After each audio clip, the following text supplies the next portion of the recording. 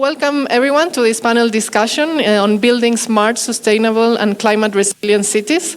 Today we're going to gather to explore the potential of urbanization in Africa. My name is Beatriz Eraso. I'm a senior urban development specialist at the World Bank here in Nairobi. I manage the Kenya Urban Support Program and the Kenya Informal Settlement Improvement Project. I think many of you that are from Kenya are familiar with those projects. I have the pleasure today to moderate this very interesting panel discussion. For the past day, I think during the sessions we have heard a lot about the potential of urbanization and the opportunities that the urbanization process presents for economic transformation through the creation of jobs and economic opportunities. However, cities in sub-Saharan Africa face a lot of challenges, rapid unplanned growth that is transforming into growing informal settlements, limited investment in housing, infrastructure and services, lack of access to credit markets, and the high cost of living. All of this compounded with the increasing impacts of climate change that in cities like Kenyan cities we are already experiencing. Decentralization policies and urban governance can really help to overcome these hurdles. So today we have a very exciting panelists to tell us from their perspective how we can harness the process of urbanizations to build cities that are not only smart and sustainable, but also resilient to climate change and that present opportunities for everyone. So I'm going to get started directly with the panel because we have very limited time and I want to go straight into the interesting discussion. We will start first with Dr. Robert Sangori. Dr. Sangori serves as the coordinator for the Building Climate Resilience for the Urban Poor program at the State Department for Housing and Urban Development in Kenya.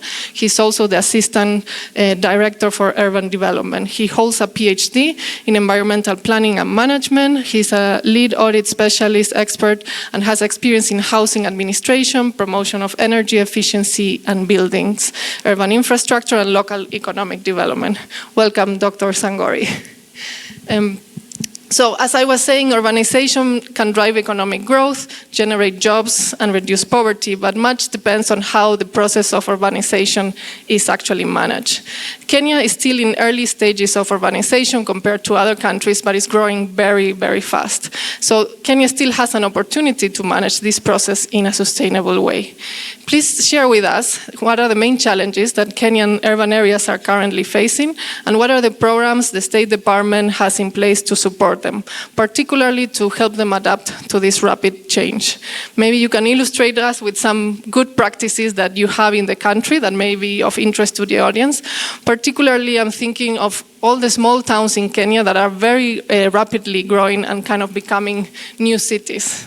Over to you. Thank you, Bea, for that first part of the introduction. Good morning, everyone. Thank you.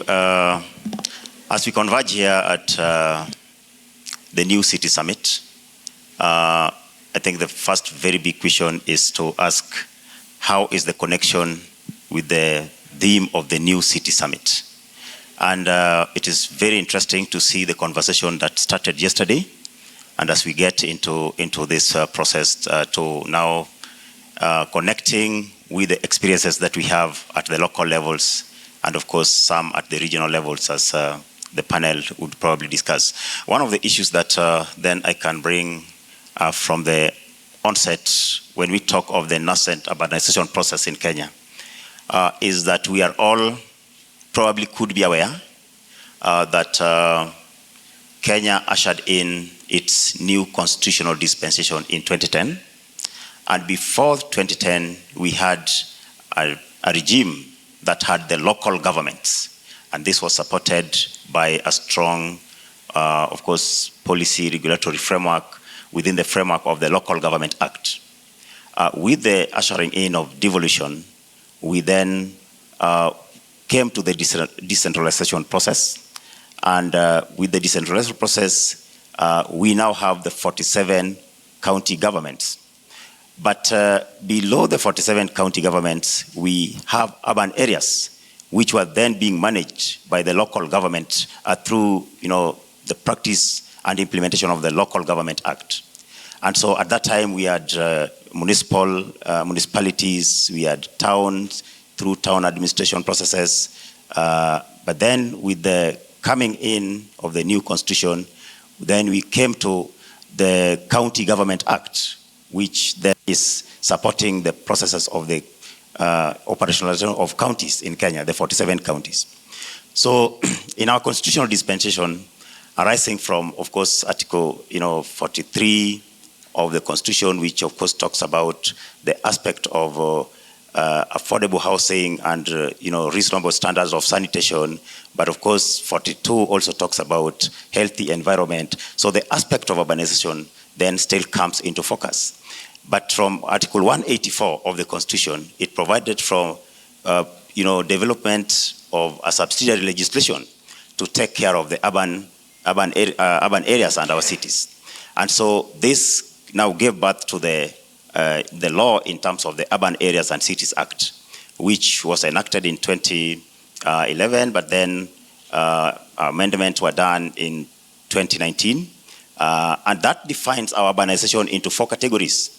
We have cities, municipalities, towns, and market centers. And so the details of how that definition is in that act, which then can be accessed by everybody. So what are some of the challenges that then we are seeing? One of the key challenges is in terms of the governance issues, because the urban areas which we are talking about have not been fully established. And so later we worked with key partners, including the World Bank, who then are now supporting the government of Kenya to bring back sanity in the urban space below, as a third tier below the county government. And so what we are seeing is that currently we have reached the point where we have fully now established through the support of with the partners led by the World Bank.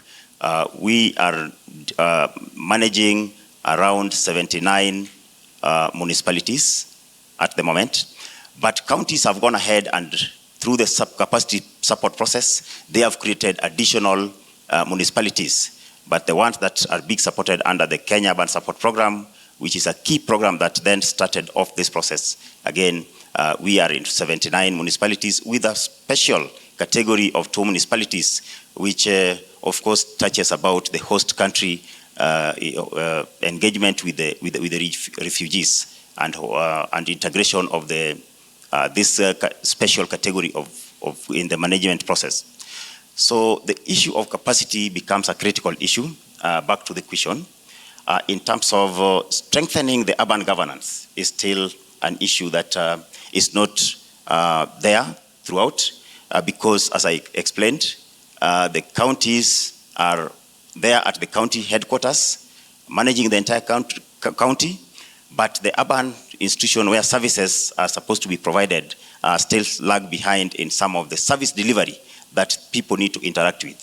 So the issue of governance, the issue of capacity building is still an issue, particularly in the far-flung areas where we have small towns which have not been reached by the critical programs that are being coordinated at the moment by both the national government and the partners and the county level.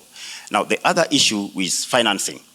The aspect of financing is still a big challenge, and as the counties are struggling in terms of own source revenue, the municipalities, the towns, the market centers are equally struggling in terms of their own source revenues to bridge the gap in terms of the budgetary allocation that goes down to support the service delivery.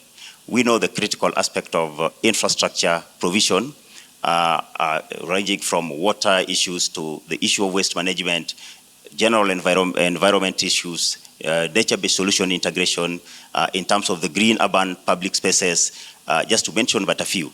All this calls for resources, but the resources are not adequate to address the challenges that the residents of these urban areas are facing. And so what then I could also say is that there are a number of programs that are supporting these processes. We have the Kenya Urban Support Program, which I've just spoken to, which is supporting the governance structures in terms of establishment, right from the delineation, classification, and establishment. Of course, after establishment is when we come to the capacity side, again, of strengthening the governance processes. Then the aspect of the Kenya Informal Settlement Improvement Program is another program that is largely looking at, of course, the land tenure regularization processes within the urban spaces in Kenya, based on the around 33 counties where they are being felt at the moment. But again, I would want to bring to the attention of the audience, when it comes to cities and climate change, that Kenya is leading a critical program in terms of building climate resilient with urban poor, which is not just a Kenyan program, but a global program, which Kenya, as a member state of the UN, member state of the UN, has been tasked to provide leadership in the development and operationalization of this program. And so this program basically is to build resilience and to enhance adaptive capacity of the most vulnerable population in our urban areas through the processes looking at the hotspot mapping of the vulnerabilities, all the way to how do we get resilient urban spatial plans to caution against those living within the areas which are considered ecologically fragile ecosystem, which add to their vulnerability, particularly when it comes to the issues of flooding. And of course, in coastal regions, you will be talking of sea level rise for those in such vulnerable areas, just to mention but a few of that. But then the aspect of resilient infrastructure. The capacity, again, in terms of what we qualify as a resilient infrastructure, still is an issue that the urban areas and the management in those areas may not be able to clearly define. So it's an issue that borders around the capacity which I talked about, on how that can be bridged so that all this comes to fruition.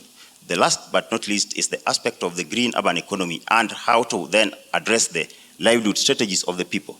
It's a whole conversation in terms of cautioning the people against shocks and stresses arising from adverse climate change effects and disasters.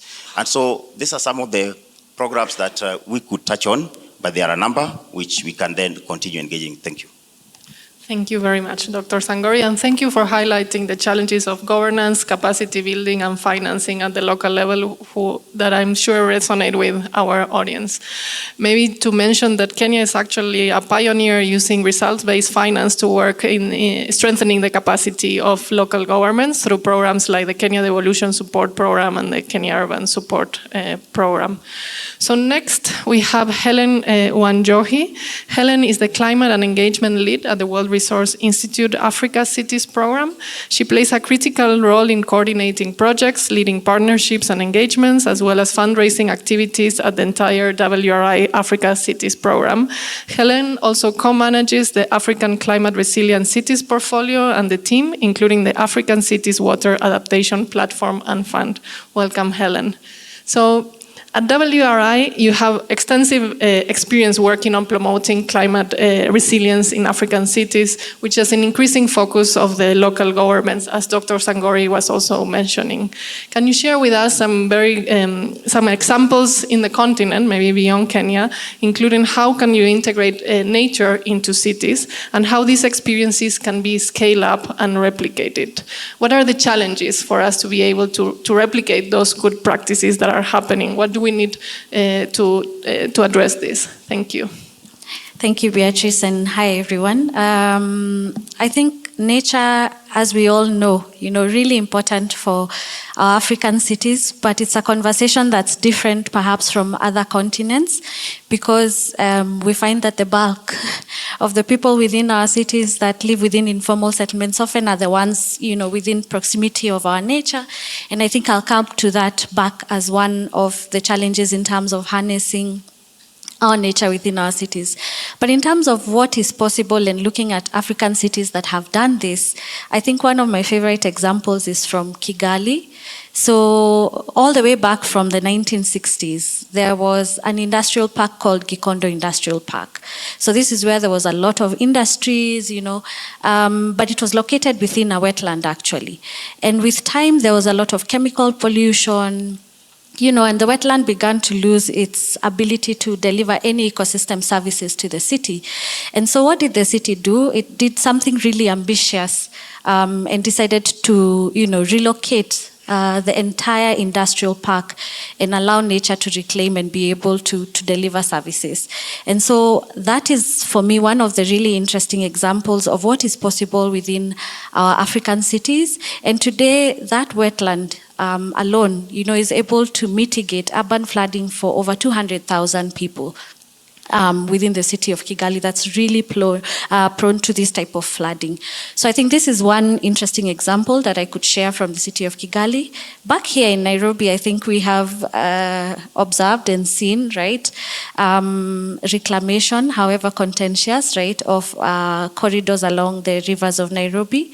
And I think I'll come again there about, discussing how, as we reclaim nature within our African cities, how do we ensure that there are no unintended consequences, particularly for people, Where do we do that cost-benefit analysis and see what is acceptable, cost as we begin to reclaim these spaces. So I think those are some of the interesting examples that I'd like to share. But in terms of how we can scale and replicate this, one of the critical things is to ensure that as we seek to harness nature, we embed that within policy and plans. This is often a challenge because for a lot of city authorities and technical persons and policymakers, nature is not really understood. If you ask a lot of people, would you prefer that we construct a road within your estate or give you an open space? They likely will say, please give us the road. And for good reason as well. But so how do we have that mindset shift to have people value nature? This is something, that's really important if we are going to scale things up. But I think the other critical element is the finance. Where does the finance come from to have nature-based solutions be accepted? And this is a challenge even just for basic infrastructure and more for nature-based solutions because it's hard for, I know there's a lot of private sector players here. I know for private sector, they say, what's my return on investment? How do you begin to quantify the return on investment of a wetland, right? In a way that it speaks to someone from the private sector. How do we quantify those social goods and these environmental goods is something that's going to be something that everyone has to work really hard on if we're going to unlock funding for nature. So I think those are some of the main components that I wanted to speak about. But I think in terms of the key challenges, I think, as I said, the data gaps, we don't really understand it as well.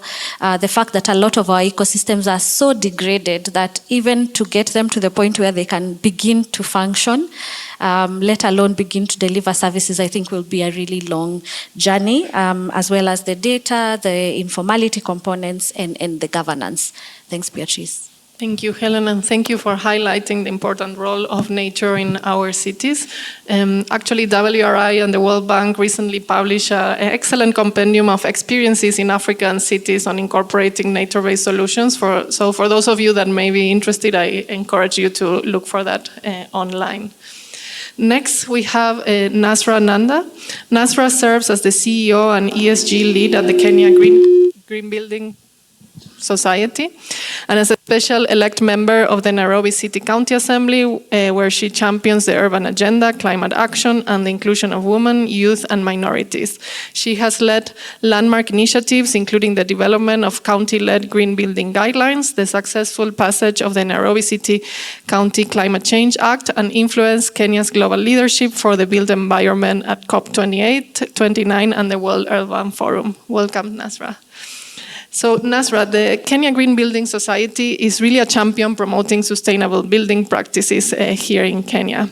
Tell us more about the work that you have been doing, what has been achieved so far, and what can we learn from the experiences that you have here, particularly in a resource-constrained environment that is not only specific to Kenya, but many of our countries, where cities are growing rapidly and there's a growing need for housing. Thank you. Thank you. Good morning, everyone. So at the Kenya Green Building Society, our work sits at the intersection of climate action, urban equity, and essentially resilience. And all that is inspired by having localized solutions from a Global South perspective. we quickly realized as a Green Building Council based in the Global South that for us to really champion sustainability, we can't just focus on buildings. We have to look at the built environment as an ecosystem of opportunity, where for communities, we can champion dignity because every person wants to live with dignity, and I think that is a key component of the built environment for communities. When it comes to businesses, of course, it's about prosperity, but we don't think that you have to sacrifice communities to be prosperous. And then, of course, with government, it's about legacy. So in looking at those three key stakeholders, we have been inspired to create a facilitative environment to champion our work and bring stakeholders together. So what have we achieved when it comes to our work? Number one, we've been able to champion regulatory and policy impact, directly involved with respect to championing the Nairobi Climate Change Act, which essentially means that Nairobi as a subnational player can have its own green projects. And that's super important if you truly want the green economy to thrive at a city level. Second, we've led green building guidelines for subnational players. We're working with Nairobi, Laikipia, and exploring other counties, including Mombasa. And what this means is we're really trying to embed what sustainability looks like at a subnational capacity, whilst also working with the national government through initiatives like BCRUP that Dr. Songori talked about. Second, we've demonstrated that green infrastructure is possible. Through KGBS support, Kenya now has Africa's first IFC Edge Green Government Office, which is the Governor's Office of Nairobi. We also have Africa's first Green Public Portfolio certification through the County Government of Mombasa, where we've certified 5 public buildings, including the Governor's Office, the Kongowea Market, which is actually the first public market to be done, and a public hospital as one of those buildings. And what we're trying to communicate is simple. For Global South spaces, yes, private sector could, be championing change, but it needs legitimacy from the government. And we're saying it's possible with government, with the right support. And that's what we're trying to create, a space where the public and private are working together to create impact and prosperity. And I think the third thing that we've managed to do is to localize sustainability. One of the things we've managed to do through our tools called the Django Green Library is to have a directorate that lists local entities that deal in low carbon materials. So what we're trying to communicate is sustainability isn't foreign. You don't have to, import things. There are players that are locally, based, locally led, that have and deal with low carbon materials. And they're more than willing to work with you in creating your project. It's cheaper, but also embeds the narrative that sustainability is Global South. And then lastly, we've been able to work with youth by having our KGBS Green Buddy initiative. Essentially what this means is each time we have a green building professional train with us and you become an expert, we ensure you get your first project through KGBS. It serves as 2 things. One, we're mentoring you so that you become a green building expert that's serving the market, but also mentorship. So a practical way of combining experience with mentorship so that the market grows. What can others learn? I think what's important is you have to start with what you have. So each time I hear conversations about we need financing, sometimes financing is not forthcoming. So what do you have locally that's doable? Sometimes it means mentorship so that you can connect the youth, which is one of our biggest resources in Africa, to opportunities. And it might mean unpaid opportunities, but it moves the needle forward. And then second, I think what's super important is we need to design for inclusion. We talk about the affordable housing in a lot of Global South countries. However, we did a report recently around, green affordable housing finance for women, and we realized no Global South bank within East Africa has a product for women. And so that's a huge opportunity that we're not looking at, which we need to. And lastly, I think we need to institutionalize climate ambition. And that means we can't ignore government. In terms of what remains to be done in closing, I think We need to ensure that when we're talking about sustainability, it's important to map out our climate risks. Investors are not going to come in if they don't understand the risk profile of a city, of a country. Second, we must have an enabling framework, whether it's tax, whether it's laws, whether it's a clear checklist for partners to understand what they need to do to access or unlock opportunities. If we get those things right, then the market is ripe for the taking. Thank you. Thank you, Nasra, for highlighting the importance of the enabling environment and how we can drive change from the local level. So before I move to our last speaker, I want to say we'll have a few minutes for question and answers at the end. You can post your questions in the app and I will get them here, or otherwise we can also open the mic for anyone that wants to come. So our last speaker is Jason Rosenfeld. Jason's career path has been very diverse. He has worked in management consulting, he has been an entrepreneur, and he has co-founded the Digital Divide Data, a transformative social enterprise that creates opportunities and jobs in technology roles across Africa and Asia. Jason currently serves as the advisor to the Livelihood Impact Fund, leading the Urban Living Standards Initiative. Welcome, Jason. So we have mentioned before that unemployment is one of the main challenges that we face in our region, particularly for the young people that live in urban areas. The Livelihood Impact Fund, through the Urban Living Standards Initiative, aims to elevate living standards in underserved urban areas, including informal settlements. Can you tell us a bit more about this initiative and particularly how you work with social enterprises and create job opportunities? And also, again, share maybe what we can all learn from these experiences in terms of scaling up. Thank you. Let me introduce LIFT first, because that will help then give some context for what we're trying to do in the Urban Living Standards Initiative. So the Livelihood Impact Fund is an investment fund that gives grants, equity investments, debt to social enterprises, to businesses, to nonprofits that are trying to improve people's livelihoods, principally in Africa.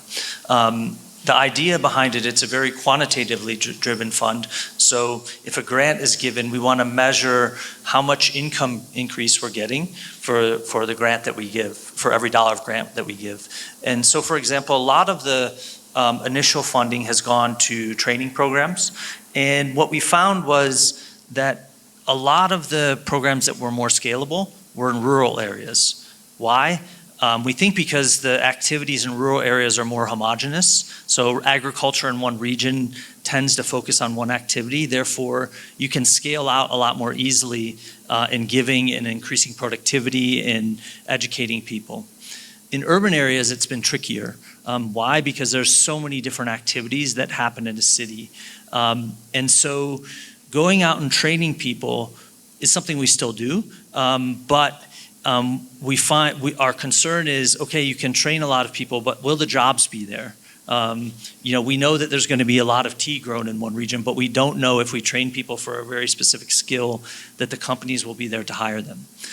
That's kind of the genesis of the Urban Living Standards Initiative. So the idea behind the initiative is basically it was launched by looking at 14 sectors that we thought we might be able to invest in that would create jobs for the urban poor. We did some studies around those sectors and we decided to focus on 4 sectors. Ultimately, our mission is to, in informal settlements, provide products and services and infrastructure that are consumed by the residents who live there, but at a higher quality or lower price than what they currently consume. So we all know and we all have heard of the poverty tax. To a certain extent, we're trying to overcome that by investing in innovative ideas that provide these services better, cheaper, and also hopefully engage community members in jobs to provide them. So I'll give examples of 4 initiatives that we have going on right now that kind of fall into this group. And all of them are here in Nairobi, so we hope it will go beyond at some point, but we're not too far into this at the moment. So firstly, housing is a major expense for people living in informal settlements, and we know that the quality of housing they're getting is not high. So we have where there isn't a social enterprise we can invest in, we form our own. So we have a nonprofit housing construction company called Mata 5 Star Homes. What it does is it builds dignified housing using interlocking concrete blocks in the informal settlements that are essentially temporary structures. So if there's a need to move them in the future, we can move them. We're working with current structure owners to replace what they have, and we're creating 3-story structures, and they can provide a return to investors. So our idea is we want to build enough of these, proven income stream that helps pay off the investment, and then bring in, I guess at first brave institutional investors who want a return. The return will be not as high as government bonds at the moment, but pretty significant. And they want to help catalyze improvement of living in informal settlements. The housing also includes sanitation, so shared toilets and drinking water. So that's number one. Number two is, and we have about 30 units in Kibera right now. We're continuing to build. Number two is internet, high-speed internet. So again, that's about 10%. Telecommunications are about 10% of income for people living in informal settlements. They tend to use Safaricom bundles to purchase, and their cost per gigabyte consumed is very high. So we funded through soft loan, a company called Connect, who operates in areas like Githurai in Nairobi, to install high-speed internet into homes directly. They're very good at installation and their costs are very low. And now people can get, the price per gigabyte is about 1/20th of what they pay for that same service from Safaricom. So every time we save someone money on something, that's like income. If they spend 20% less on internet, they can spend it on food or something else. So that's how we feel about increasing people's incomes. Also, both of these projects create a large number of jobs. I think I've said quite a bit, so I'll end my time here, but we also have projects similar in waste management and in street lighting that we're running currently. Thank you, Jason. I particularly like the example on housing because it's a big challenge that we are having in our region. So we really need these innovative ideas beyond the government-led programs. So I hope maybe we can find more information on that. We have a few minutes left for questions. There's one online, and then we have another one here. So I'll read the first one. How does the initiative lower the cost and improve quality for the urban poor without creating dependency, but instead encouraging local innovation and long-term self-sufficiency? I guess that's for you, Jason.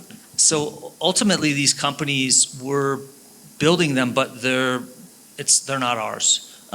So to succeed in these environments, the local knowledge is absolutely essential. Otherwise, we would never be able to do anything. So ultimately, Matastai, our 5-star homes, is a Kenyan company. Will be run by Kenyans. I'm an advisor, and we have a German architecture firm that's helping us kind of get it off the ground. But our goal is to back out. I mean, ultimately, we would like to continue to provide funding, and we would like to find other people to find funding so it could really scale out. But these aren't our initiatives. The same with the internet company. It's started by a Kenyan and a Chinese person, but 97% of the staff is local. So these are local companies. And ultimately, we also can't operate at international cost structures in Kenya, and specifically in the informal settlements. So everything has to be ultimately localized. Thank you.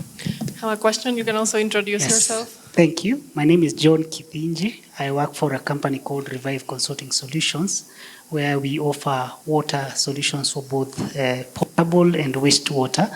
So I have just two that are very interrelated to Nasra and Dr. Osongo about water.